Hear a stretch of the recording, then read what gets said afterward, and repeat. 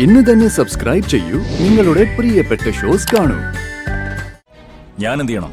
Madam പറഞ്ഞാ മതി. അപ്പോ അടുത്ത വിക്കറ്റ് പോവാനുള്ള സമയായി മൂർത്തി. രണ്ടെണ്ണത്തിനെ അങ്ങ് തീർത്തേക്ക്. നിങ്ങൾക്ക് എന്നോടുള്ള പകയും വിദ്വേഷവും നല്ല ഭംഗിയായിട്ട് അങ്ങ് തീർത്തു അല്ലേ? സ്നേഹയുടെ കുഞ്ഞില്ലാതായി പോയത് എന്റെ ഉള്ളിൽ ഈ കുഞ്ഞുണ്ടായതുകൊണ്ടല്ലാന്ന് നിങ്ങക്ക് നന്നായിട്ട് അറിയാം. ഇപ്പൊ എനിക്കത് നന്നായിട്ട് ഉറപ്പായി. ആ കുഞ്ഞില്ലാതായതിന് പിന്നിൽ നിങ്ങൾ തന്നെയാ. ആണോ? എന്നാ നീ പോയി തെളിയിക്ക്. എന്നിട്ട് എല്ലാവരുടെയും മുന്നിൽ വെച്ച് എന്നെ പിടിച്ചു നിർത്തി വിചാരണ ചെയ്ത് ശിക്ഷ വിധിക്കും. എല്ലാവരുടെ മുമ്പിൽ വെച്ച് തന്നെ നിങ്ങൾക്കുള്ള ശിക്ഷ ഞാൻ വിധിച്ചിരിക്കും.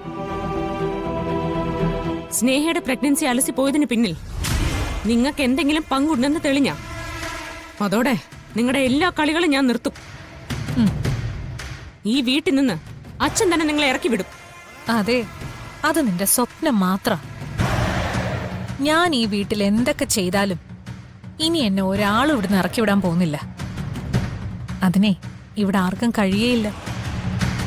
അതിനുള്ള ഉറപ്പ് എന്റെ കയ്യിലുണ്ട്. എങ്കിൽ നമുക്ക് കാണാം. കാണിക്കാൻ ഞാനും തയ്യാറാ. ആദ്യം നീ എനിക്കെതിരെയുള്ള തെളിവ് കൊണ്ടുവാ. ആ സമയത്ത് എന്താ സംഭവിക്കുന്നതെന്ന് ഞാൻ കാണിച്ചുതരാം.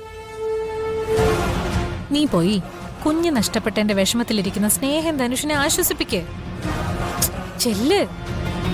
അതിന് തന്നെയാ ഞാൻ പോകുന്നത്. ഒരുപാട് ആഗ്രഹിച്ചുണ്ടായ കുഞ്ഞ് നഷ്ടപ്പെട്ടതിന്റെ വേദനയിൽ ഇരിക്കുന്നവരെ രണ്ടുപേരെയും ഞാൻ ആശ്വസിപ്പിക്കും. പക്ഷേ ആ കുഞ്ഞ് നഷ്ടപ്പെട്ടത് നിങ്ങൾ കാരണമാണെന്ന് ഞാൻ അറിഞ്ഞ ആദ്യം ധനുഷ് തന്നെ നിങ്ങൾക്ക് തരാനുള്ളത് അങ്ങ് തന്നോളും. എന്താ നിങ്ങൾ ഞെട്ടിയോ? അപ്പൊ നിങ്ങൾക്കിതിൽ മനസ്സറിവുണ്ട്. ഇത് മതി. ഈ ഒരൊറ്റ ഞെട്ടല് മാത്രം മതി സത്യം എന്താന്ന് എനിക്ക് തിരിച്ചറിയാൻ. ചിലപ്പോ എന്നെക്കാളും മുമ്പ് അത് ധനുഷ് തിരിച്ചറിയും. ഇന്ന് അവൻ അതിന് തീരുമാനം ഉണ്ടാക്കുകയും ചെയ്യും.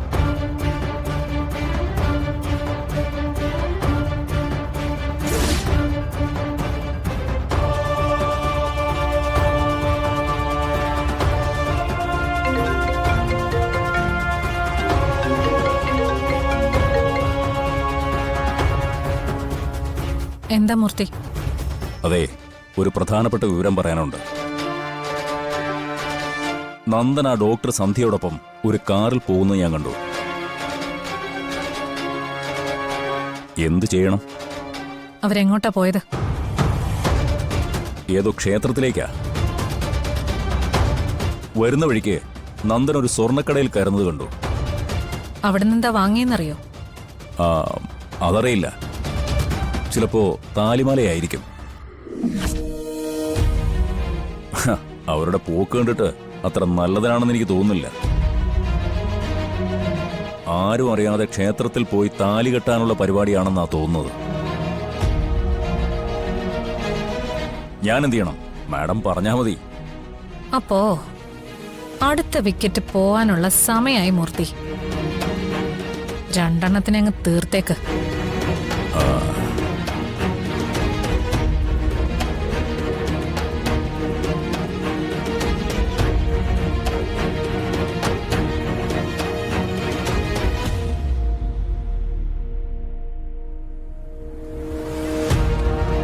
അങ്ങനെ എന്നെ ഉപേക്ഷിച്ചിട്ട് അവര് രണ്ടും കൂടി അങ്ങനെ സന്തോഷിക്കണ്ട. തീർത്ത് കെട്ടും ഞാൻ രണ്ടിനെ.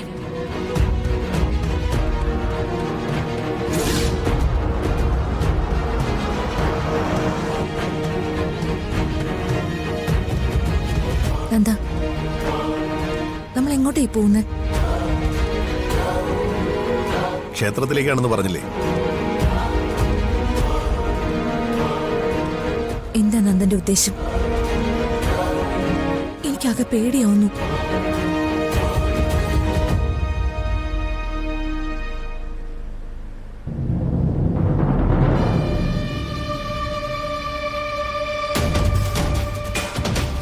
ഇതൊന്നും ഇപ്പൊ വേണ്ടെന്ന് ഞാൻ പറഞ്ഞതല്ലേ?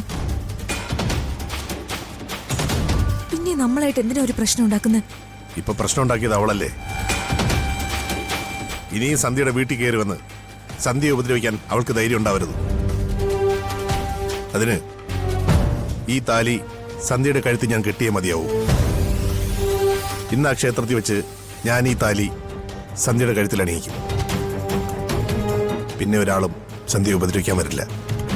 നന്ദ, ഇപ്പോഴും അവധിക നന്ദന്റെ ഭാര്യയെ. ആദ്യം ഡിവോഴ്സ് കഴിയട്ടെ, അത് കഴിഞ്ഞു മതി ഇതെല്ലാം.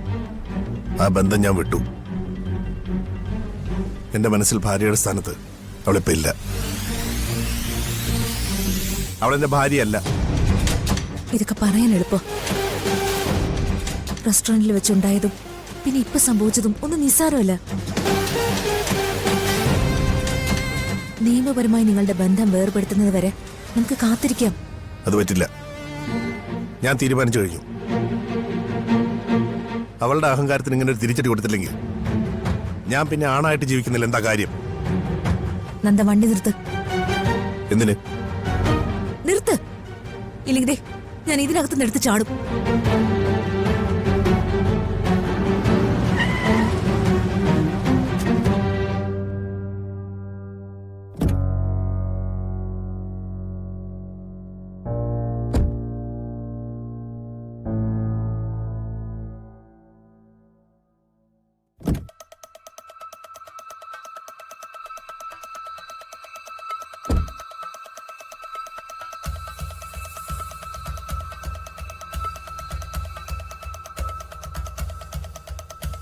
സന്ധ്യ, നന്ദ, നമുക്ക് തിരിച്ചു പോവാം. എന്നെ ഹോസ്പിറ്റലിൽ കൊണ്ടുവിട്. സന്ധ്യ എന്തായി പറയുന്നത്? നമ്മൾ ഈ ചെയ്യാൻ പോകുന്നത് എടുത്തു ചാട്ടോ. എനിക്ക് നന്ദനെ ഇഷ്ടമാണ്, നന്ദൻ എന്നെ ഇഷ്ടമാണ്. നമുക്ക് രണ്ടുപേർക്കും പരസ്പരം പിരിഞ്ഞിനി ജീവിക്കാനും പറ്റില്ല. പക്ഷെ ഇപ്പൊ നമ്മളിത് ചെയ്യുന്നത് ശരിയല്ല. നേരത്തെ ഞാനിത് പറഞ്ഞതല്ലേ. നന്ദൻ ഈ വാശി കളയണം. അവന്തികയെ പേടിച്ചിട്ടാണോ സന്ധ്യ ഇത് പറയുന്നത്? അല്ല, അച്ഛനെ പേടിച്ചിട്ട്.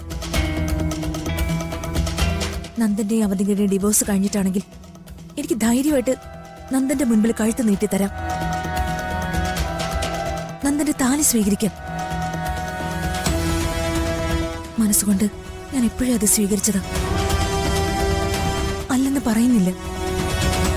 പക്ഷെ ഇപ്പൊ നമ്മളിത് ചെയ്താ ഞാൻ പിന്നെ എങ്ങനെ അച്ഛനെ ഫേസ് ചെയ്യും? ഒരിക്കലും എനിക്ക് അച്ഛന്റെ മുൻപിൽ വന്ന് നിൽക്കാൻ സാധിക്കില്ല. അച്ഛനോട് ഞാൻ സംസാരിച്ചോളാം. അത് ശരിയല്ല നന്ദ. ഇപ്പൊ നന്ദൻ ഈ താലി എന്റെ കഴുത്തിൽ അണിയിച്ച ഇതിനുവേണ്ടി ഞാൻ നന്ദന്റെ കുടുംബം ഇല്ലാതാക്കിയതായിട്ട് വരും. അത് വേണ്ട. നിയമപരമായി അവരോടുള്ള എല്ലാ ബാധ്യതയും തീർത്തിട്ട് മതി നമ്മുടെ കല്യാണം. അപ്പോ ഇനി അവൾ വീട്ടിലേക്ക് കയറി വന്ന സന്ധ്യ ഉപദ്രവിച്ചാൽ